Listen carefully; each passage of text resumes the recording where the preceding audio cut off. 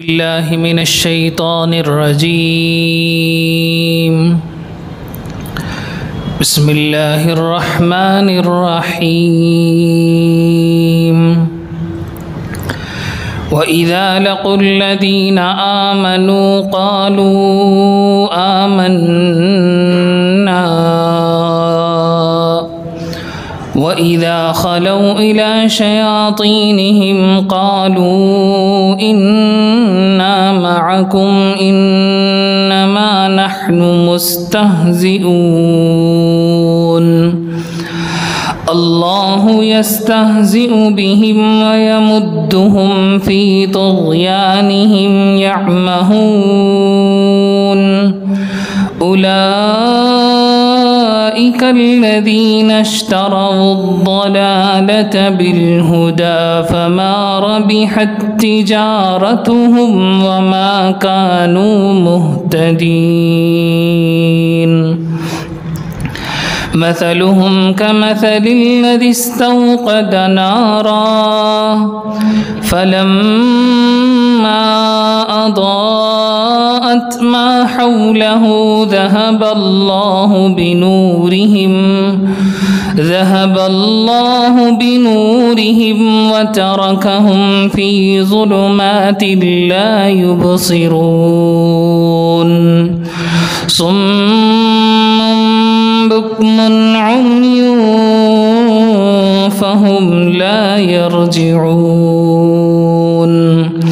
أو كصيب من السماء فيه ظلمات ورعد وبرق يجعلون أصابعهم في آذانهم من الصواعق حذر الموت والله محيط بالكافرين.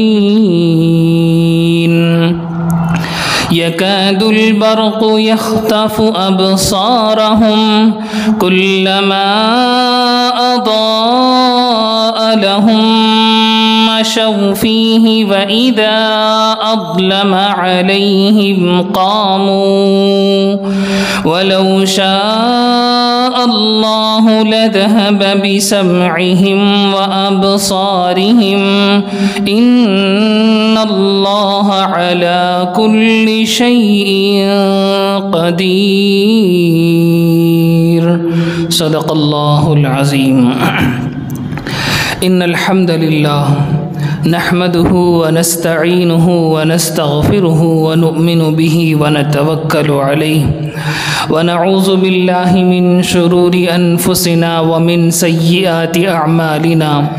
من يهده الله فلا مضل له ومن يضلل فلا هادي له ونشهد أن لا إله إلا الله وحده لا شريك له ونشهد أن سيدنا ومولانا محمدا عبده ورسوله.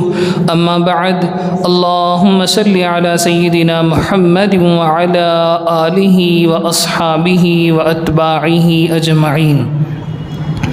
سب قسم کی تعریفیں، بڑائی، کبریائی صرف اور صرف اللہ وحدہ لا شریک لہ کے لائق ہے، اور بے شمار انگنت درود و سلام نازل ہو میرے اور آپ کے آقا تاجدار مدینہ فخر موجودات سید الکائنات شفیع المذنبین حضرت محمد الرسول اللہ صلی اللہ علیہ وسلم کی ذات مبارکہ پر، جن کو اللہ سبحانہ و تعالی نے سارے انسانوں کے جانب نبی بنا کر بھیجا. بزرگان محترم، سورۃ البقرہ کی آیت نمبر 13 کی تفسیر مکمل ہو چکی تھی. آواز میری تھوڑی پست ہے تو آپ حضرات اس کو برداشت فرمائیں. اب اگلی آیت ہے آیت نمبر 14. اللہ فرماتے ہیں وَإِذَا لَقُوا الَّذِينَ آمَنُوا قَالُوا آمَنَّا وَإِذَا خَلَوْا إِلَى شَيَاطِينِهِمْ قَالُوا إِنَّا مَعَكُمْ إِنَّمَا نَحْنُ مُسْتَهْزِئُونَ. اور جب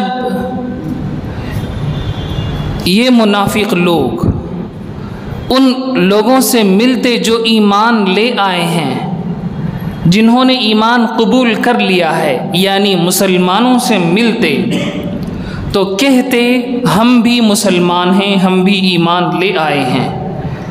اور جب یہ تنہائی میں اپنے شیطانوں کے پاس جاتے ہیں تو کہتے ہیں ہم تو تمہارے ساتھ ہیں، ہم تو مذاق کر رہے ہیں۔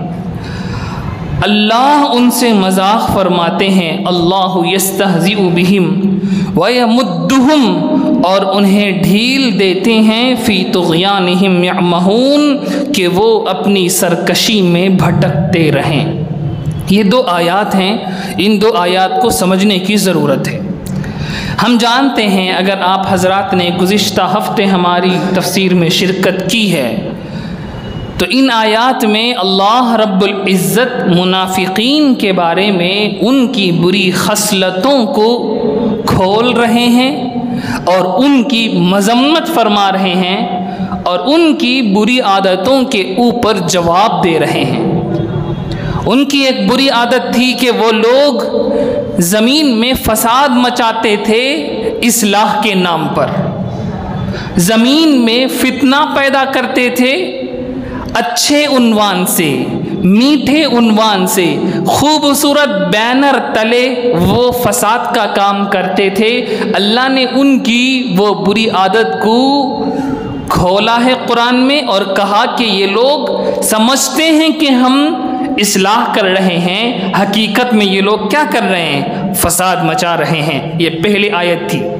اس آیت میں اللہ فرماتے ہیں کہ ان کی ایک بری اور بدترین اور خبیث ترین حرکت یہ تھی کہ جب یہ منافق لوگ مسلمانوں سے ملتے، ایمان والوں سے ملتے، مومنوں سے ملتے تو کہتے کہ ہم مسلمان ہیں، ہم بھی ایمان والے ہیں، ہم بھی مومن ہیں۔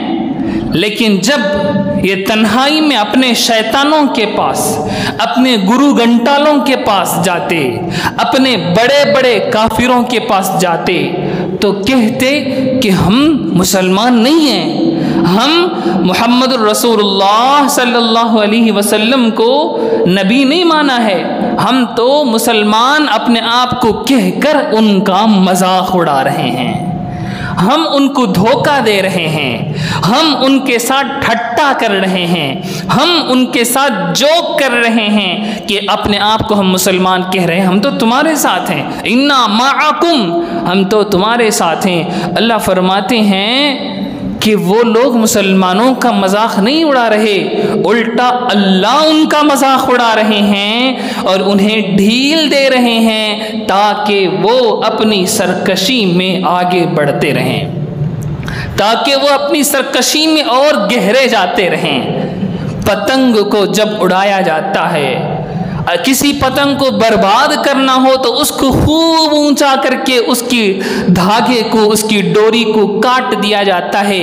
اللہ کی سنت بھی یہی ہے کہ جو انسان سرکشی میں، ظلم میں، کفر میں حد سے آگے بڑھتا ہے، اللہ اسے اور ڈھیل دیتے ہیں، اور ڈھیل دیتے ہیں، یہاں تک کہ جب وہ اپنے ظلم میں حد سے آگے بڑھ جاتا ہے، اللہ رب العزت کی پکڑ اس پر آتی ہے اور اللہ نے فرمایا ان بطش ربک لشدید، تیرے پروردگار کی پکڑ بڑی سخت ہوتی ہے، تیرے پروردگار کی پکڑ بڑی سخت ہوتی ہے۔ ایسا نہیں ہوتا کہ کوئی انسان گناہ کرے، جھوٹ بولے، فوراً اللہ کا عذاب اس پر آ جائے، ایسا نہیں ہوتا۔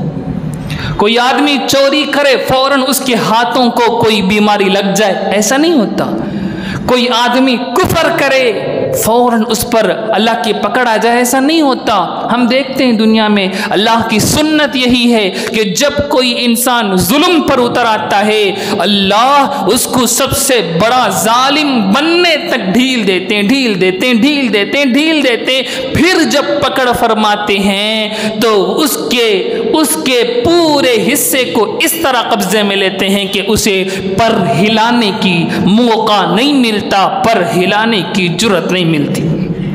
اس کی سب سے بڑی مثال قرآن میں ہے فرعون کی زندگی۔ فرعون کی زندگی کو اگر ہم دیکھیں، موسیٰ علیہ السلام کو اس امت کے ساتھ خاص کنیکشن ہے، خاص ربط ہے، جوڑ ہے۔ اسی لیے انبیاء میں، پچھلے انبیاء میں سب سے زیادہ اللہ نے موسیٰ علیہ السلام کو کوٹ کر کے دکھایا ہے، اور آقا علیہ السلام نے بھی فرمایا لَتَتَّبِعَنَّ سَنَنَ مَنْ كَانَ قَبْلَكُمْ، تم ضرور بھی ضرور تمہارے سے پہلی قوم بنی اسرائیل کے رستے پر چلو گے، یہاں تک کہ اگر اس قوم کا کوئی انسان اپنی ماں سے منہ کالا کیا ہو تو اس امت کا بھی ایک انسان اپنی ماں سے منہ کالا کرے گا۔ ایک اور حدیث میں آقا نے فرمایا کہ بنی اسرائیل کا کوئی انسان کسی سوراخ میں گھسنے کی کوشش کرے تو اس امت کا بھی انسان اس سوراخ میں گھسنے کی کوشش کرے گا۔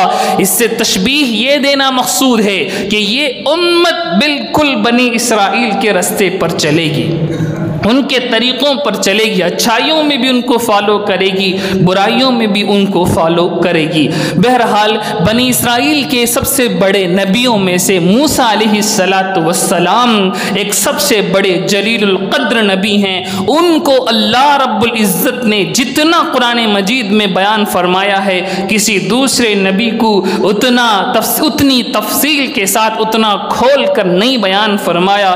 تو فرعون کی زندگی ہم دیکھتے ہیں کہ اس نے بنی اسرائیل پر کیا کیا ظلم نہیں ڈھایا، کیا ظلم نہیں ڈھایا۔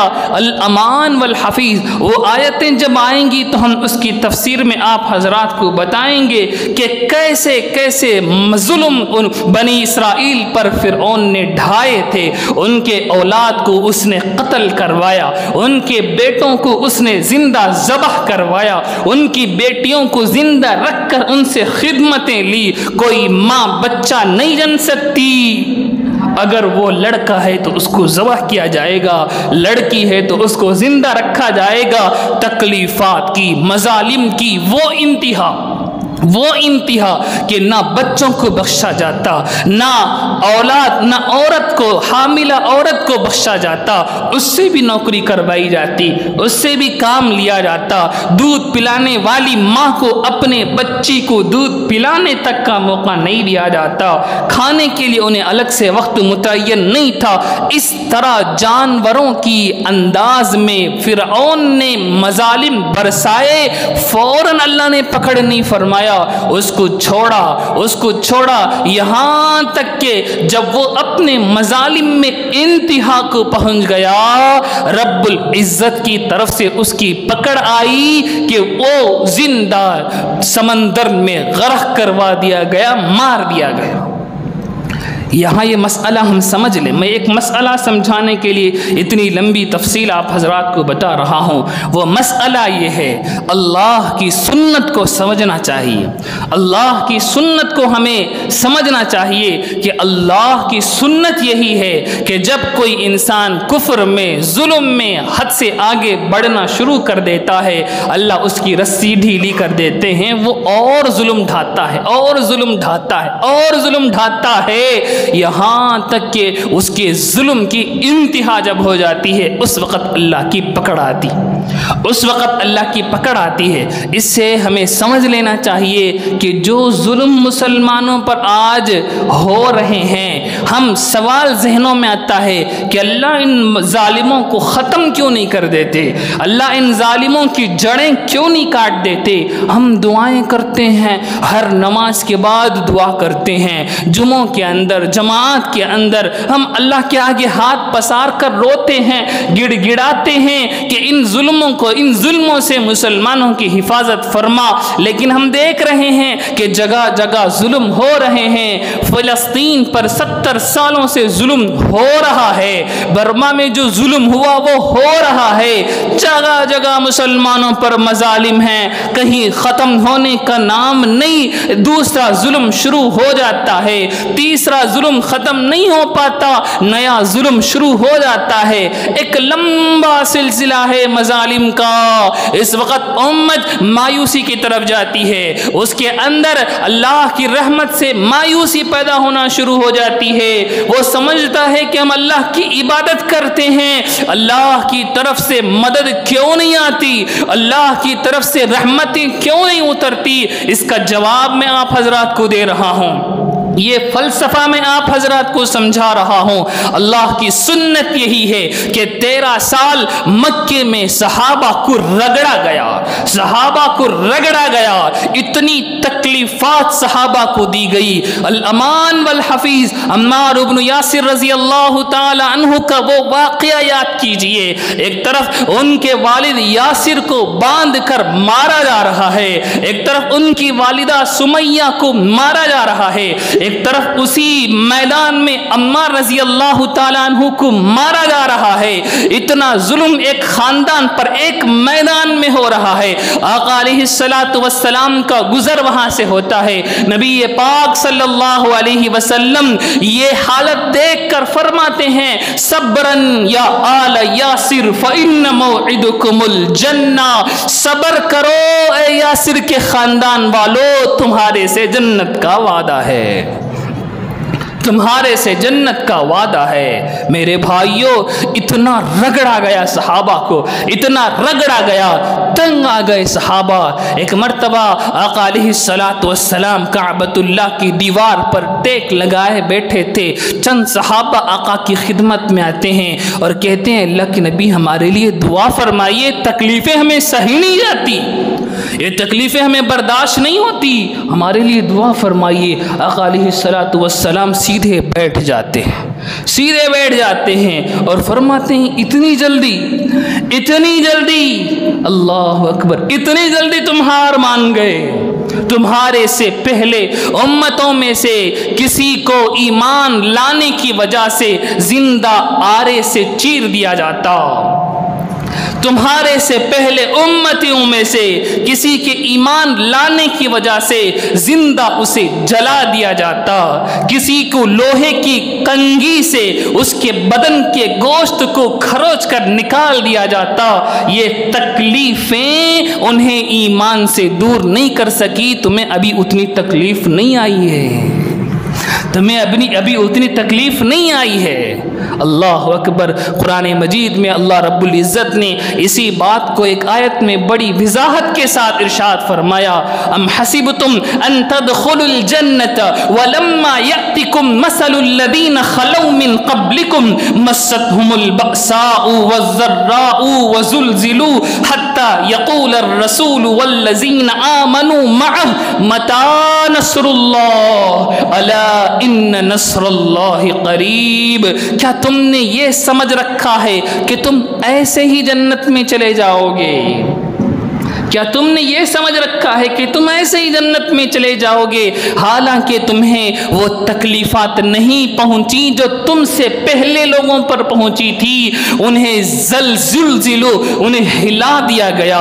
اللہ فرماتے ہیں زلزلو، انہیں ہلا دیا گیا، یہاں تک کہ وہ پکار اٹھے متی نصر اللہ، اللہ کی مدد کب آئے گی؟ اللہ فرماتے ہیں الا ان نصر اللہ قریب، سن لو اللہ کی مدد آنے والی ہے، سن لو اللہ کی مدد آنے والی۔ آیت میں غور کرنے کی بات ہے، انہیں اتنی تکلیفیں پہنچی کہ انہیں ہلا دیا گیا، اس کے باوجود اللہ فرماتے ہیں کہ اب مدد آئے گی، فوراً نہیں اتری، فوراً نہیں اتری، اتنی تکلیفات کے بعد بھی مدد آئے گی۔ اس کا کئی مقصد، اس کے پیچھے پرپس ہے اللہ رب العزت کا کہ ایمان والے الگ ہو جائیں، منافقین الگ ہو جائیں، ایمان والے جم جائیں، اور جن کے اندر ایمان کمزور ہے، جن کے اندر ایمان نہیں ہے، وہ چھٹ کر الگ ہو جائیں۔ میرے بھائیوں، اللہ کسی بندے کو اتنی آسانی سے اپنا قربت نصیب نہیں فرماتے، اللہ کسی کو اتنی آسانی سے اپنی ولایت نصیب نہیں فرماتے۔ اللہ اتنی بیٹھے بٹھائے آرام سے کسی کو اپنی ولایت کا تاج نہیں پہناتے۔ ہم نے بزرگوں کی زندگی میں، اولیاء کی زندگی کو سنا ہوگا، پڑھا ہوگا، انہوں نے کتنی تکلیفات نہیں برداشت کی، پھر جا کر انہیں ولایت کا مقام ملتا ہے، انہیں ولایت کا مقام ملتا ہے۔ اللہ کی سنت یہ ہے کہ جو قوم اللہ کی قریب ہوتی ہے، جو قوم اللہ کی طرف آگے بڑھتی ہے، جو آدمی اللہ کی طرف آگے بڑھنے کی کوشش کرتا ہے، اللہ اسے ٹھونک کر دیکھتے ہیں، اللہ اسے بجا کر دیکھتے ہیں یہ اوریجنل مال ہے کہ نہیں ہے، یہ ڈپلیکیٹ مال تو نہیں ہے، یہ سیکنڈ نمبر کا مال تو نہیں ہے۔ اللہ رب العزت ہر ایرے غیرے نتھو خیرے کو اپنی قربت نصیب نہیں فرماتے، انہی خاص بندوں کو اللہ رب العزت اپنی قربت نصیب فرماتے ہیں جو اپنے ایمان میں سچے ہوں، جن کا ظاہر بھی سچا ہو، جن کا باطن بھی سچا ہو، جو اندر اور باہر ایک طرح سے بیہیو کرتے ہوں، جن کا دل وہی کہتا ہو جو وہ باہر کہتے ہیں، جن کی زبان وہی بولتی ہو جو دل کہتا ہے، جن کی زبان اور دل ایک رستے میں پرو دیے گئے ہوں، ایک رستے پر آ گئے ہوں، وہی اصل میں سچے مومن ہوتے ہیں۔ جن کا دل الگ ہے، جن کی زبان الگ ہے، جو زبان سے میٹھے میٹھے بول بولتے ہیں، دل کے اندر کڑوا زہر رکھے ہوئے ہیں، دل کے اندر شبہات ہیں، دل کے اندر وسوسے ہیں، دل کے اندر اللہ کی وحدانیت پر اشکالات، اللہ کے نبی کی رسالت پر اشکالات، اللہ کے دین پر اشکالات ہیں، پھر زبان سے وہ اپنے آپ کو مسلمان کہتے ہیں، تو یہ 2 نمبر کے مسلمان ہیں۔ یہ ایسے ہی ہیں جن کے بارے میں یہ آیت کہتی ہے کہ یہ لوگ ایمان والوں کے پاس آتے ہیں تو اپنے آپ کو ایمان والا کہتے ہیں، جب اپنے خفیہ کمروں میں جاتے ہیں،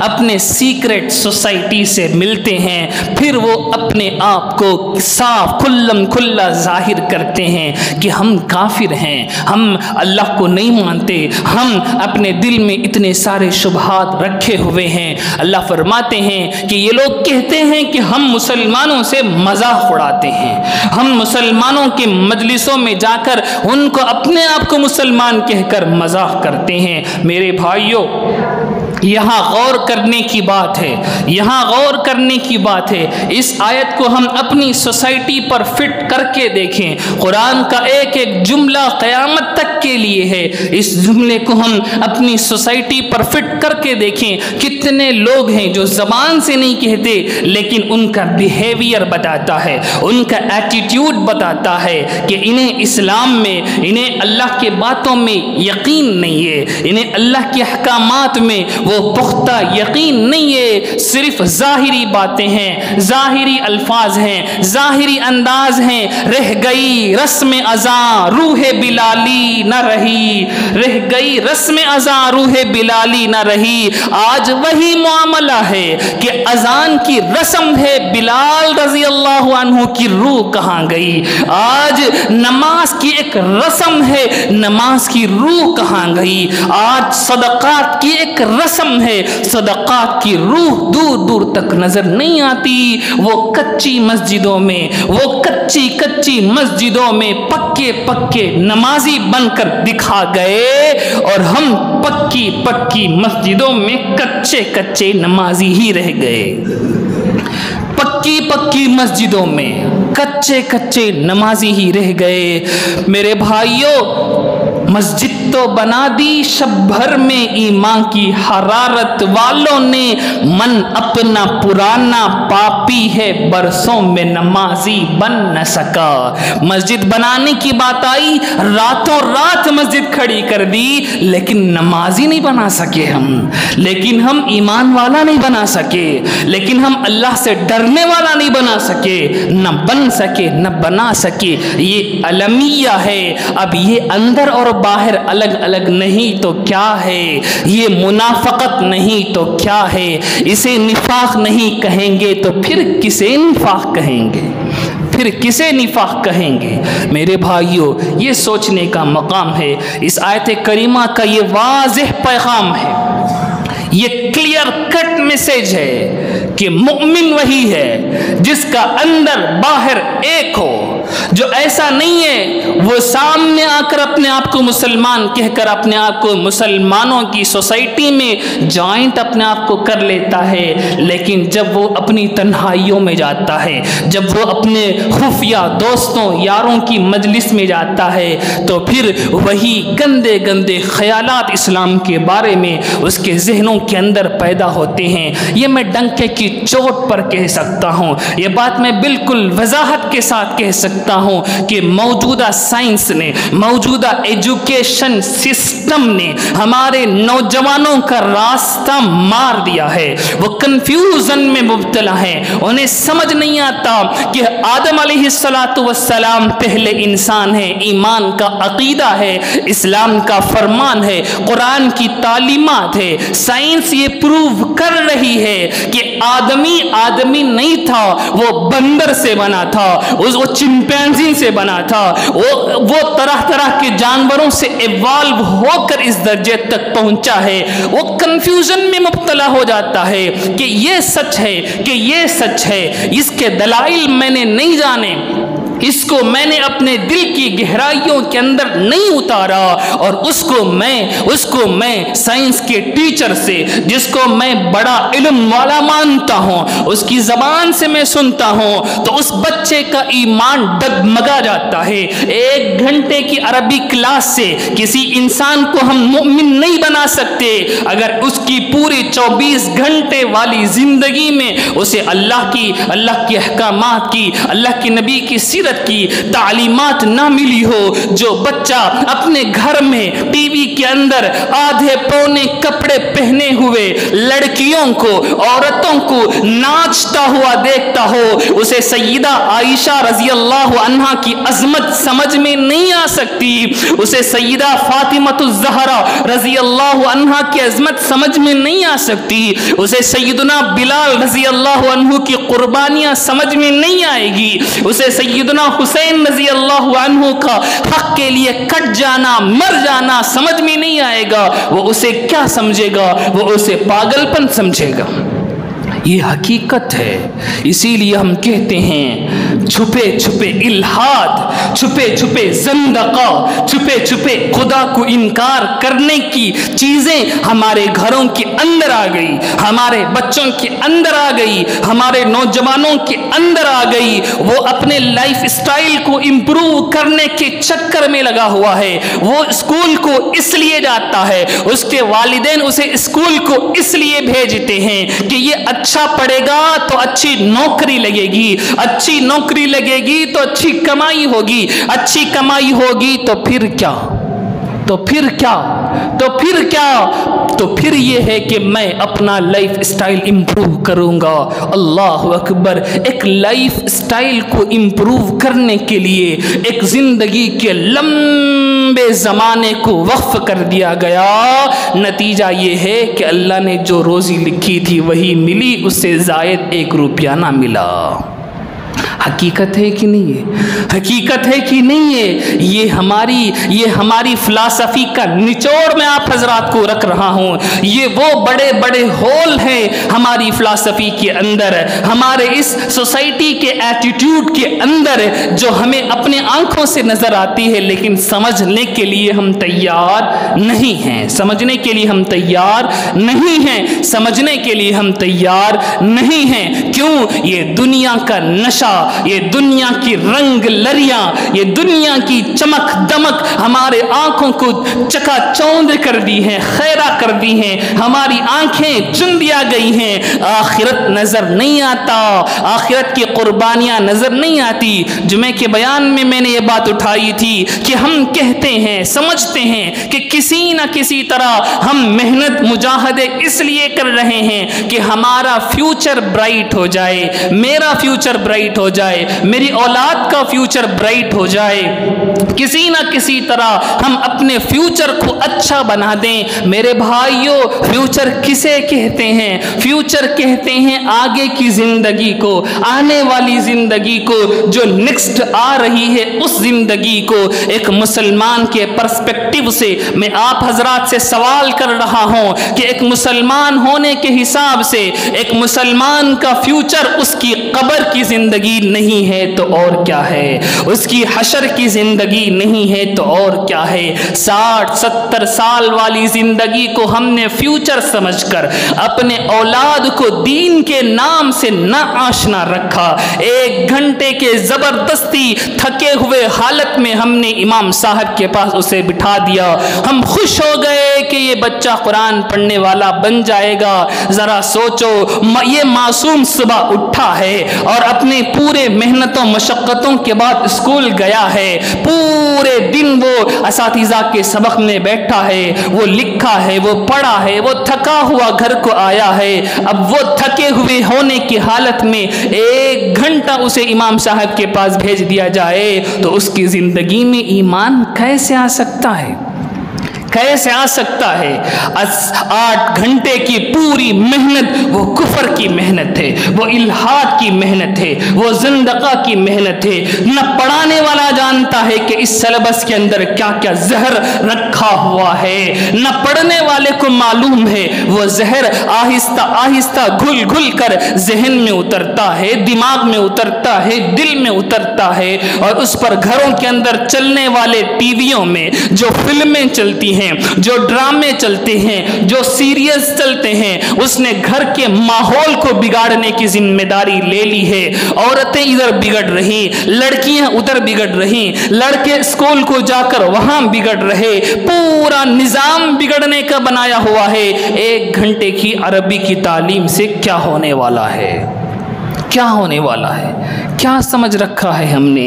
یہ میں کہہ رہا ہوں کہ ہم نے اپنی زبان سے یہ کہا ہے کہ ہم مسلمان ہیں، ہم آخرت کو مانتے ہیں، آخرت کے لیے محنت کرتے ہیں، لیکن ہمارا عمل دکھا رہا ہے کہ ہم پورے دنیا والے ہیں، ہم پورے دنیا دار ہیں۔ ہمیں آخرت کی فکر ہوتی، ہم اپنے بچے کو آخرت کے لیے تیار کرتے۔ آج کون ہے جو دل پر ہاتھ رکھ کر یہ دعویٰ کر سکے کہ میرا بچہ فلانے عالم کی طرح بن جائے؟ یہ میری خواہش ہے۔ میرا بچہ فلانی محدثہ عالمہ فقیہہ کی طرح بن جائے، یہ میری خواہش ہے۔ نہ بچے یہ کہہ سکتے ہیں کہ میں بڑا ہو کر فلانے محدث کی طرح بننا چاہوں گا، فلانے شیخ الحدیث کی طرح بننا چاہوں گا، فلانے داعی کی طرح بننا چاہوں گا۔ نہ بچیوں کے اندر یہ خواہش ہے کہ وہ کہہ سکے کہ میں فلانی حافظہ کی طرح بننا چاہوں گی۔ اگر ہم پوچھیں یہی جواب ملے گا کہ وہ انجینئر بننا چاہتا ہے، وہ فلانا بننا چاہتا ہے، وہ ڈھمکانا بننا چاہتا ہے، وہ اس کا خواہش مند ہے، وہ اس کا خواہش مند ہے۔ اب بتاؤ، ہم دنیا والے ہیں یا دین والے ہیں؟ ہم دنیا والے ہیں یا دین والے ہیں؟ یہ کڑوی باتیں ہیں جنہیں ہمیں دوا سمجھ کر پینا ہوگا۔ ہم آنکھیں بند کر کے اس دنیا سے نہیں گزر سکتے۔ آنکھیں تو بند کرتا ہے شتر مرغ جب اس پر آفت آتی ہے۔ شتر مرغ کے بارے میں کہا جاتا ہے کہ جب اسے آفت آتی ہے، جب کوئی شکاری اسے بھگاتا ہے تو وہ بڑا پرندہ ہے، بھاگ تو سکتا ہے لیکن بڑا پرندہ ہے، کہیں چھپ نہیں سکتا۔ تو اس کے بارے میں کہا جاتا ہے کہ وہ ریت میں، بالوں میں گڑھا کھود کر اپنی گردن کو چھپا لیتا ہے اور سمجھتا ہے کہ میں سیف ہوں، اور سمجھتا ہے کہ میں بچ گیا ہوں۔ پورا بدن باہر ہے، صرف اپنی گردن کو مٹی کے اندر دھسا کر سمجھتا ہے کہ میں بالکل سیف ہوں۔ تو میرے بھائیوں، ہماری مثال بھی اللہ حفاظت فرمائے ایسی ہی ہے کہ ہم نے 1 گھنٹے کے مدرسے کی کلاس میں، 1 گھنٹے کی پونے گھنٹے کی تفسیر کے درس میں، آدھے گھنٹے کی جمعے کے بیانات میں اپنے آپ کو شریک کر کر سمجھتے ہیں کہ یہ دنیا سے ہم بچ گئے ہیں، یہ دنیا سے ہم بچ گئے ہیں۔ لیکن حقیقت یہ ہے کہ ہم شیطان کے پنجے کے بالکل قریب ہیں۔ شیطان کے رستے پر ہم پڑ گئے ہیں، جو دنیا کے رستے پر پڑا وہ شیطان کے رستے پر پڑا۔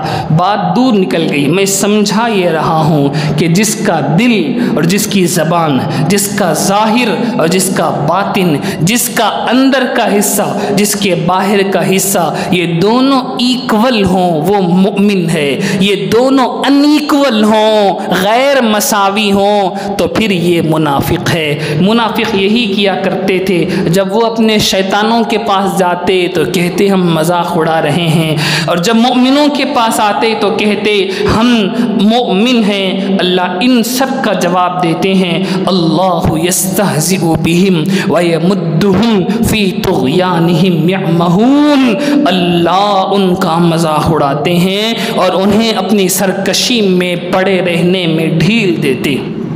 بڑی سمجھنے کی بات ہے، اللہ رب العزت کا مخلوق سے کوئی رشتہ نہیں ہے سوائے مخلوق ہونے کا، یہ بات ہم سمجھ لیں۔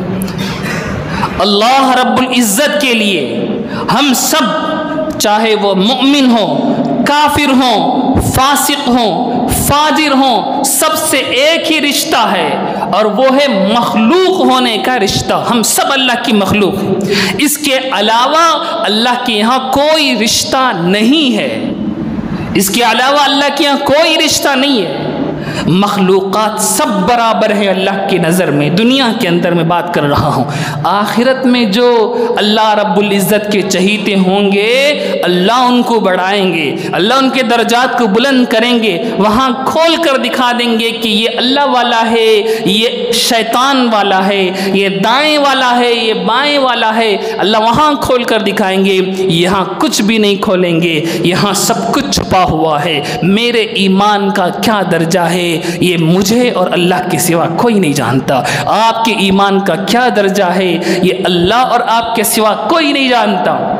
اللہ نے اس طرح چھپا کر رکھا ہے، کیوں؟ کیونکہ یہاں ریویل نہیں کرنا ہے لوگوں کے سیکریٹس کو، اسی لیے علماء نے یہ مسئلہ لکھا ہے کہ علماء کسی کو اگر کافر کہیں گے، فاسق کہیں گے تو اس کے ظاہری حالت پر کہیں گے، اس کے دل میں کیا ہے اس کے بارے میں علماء بھی کوئی فتویٰ نہیں دے سکتے۔ وہ واقعہ یاد کیجئے، ایک صحابی جنگ سے واپس لوٹے ہیں اور اپنا قصہ سنایا ہے کہ ایک آدمی کو میں قتل کرنے کے لیے، کافر کو میں نے تلوار اٹھایا، وہ تلوار کے ڈر سے کلمہ پڑھ دیا، میں نے پھر اس کو قتل کر دیا۔